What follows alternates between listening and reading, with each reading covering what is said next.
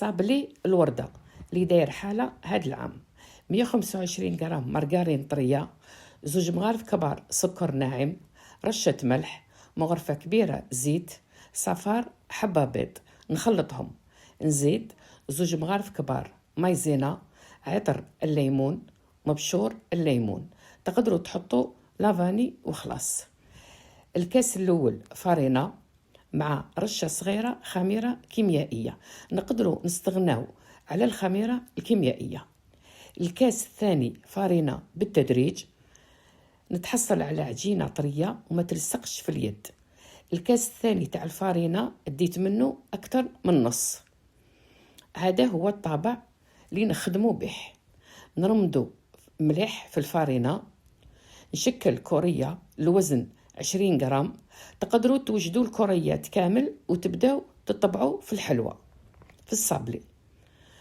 نحط هذيك الكورية في الطابع اللي رمدته في الفارينة ونضغط عليها مليح باش تخرج الرشمة، وباش تخرج بالخف من الطابع العجينة لازم نديروا هاد الحركة باليدين، نضغطوا على الطابع من كامل الجوانب باش هكا تخرج بسهولة. وشوفوا النتيجة.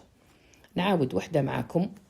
نرمد الطابع كيف ونحط العجينة ونضغط مليح.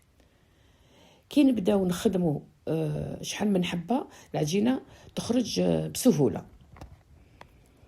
نقدروا تاني نرمدوا الكورية تاع العجينة في الفارينة ونحطها في الطابع اللي هو تاني نرمدو في الفارينة. هذه الطريقة هايلة، أنا كملت بها كامل الكمية. وشوفوا النتيجة. أنا فضلت نسهل هذا الصابلي وندير القاعدة دائرة عادية، وانتوما كيما تحبوا تكملوا تخدموه كامل وردات وتلصقوهم مع بعض.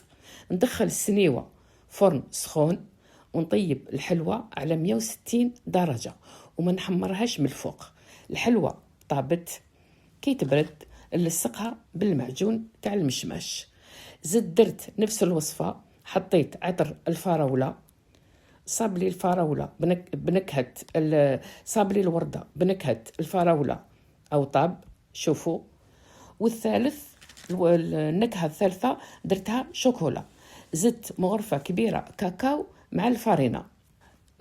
تحصلت على كمية مليحة بنكهات مختلفة.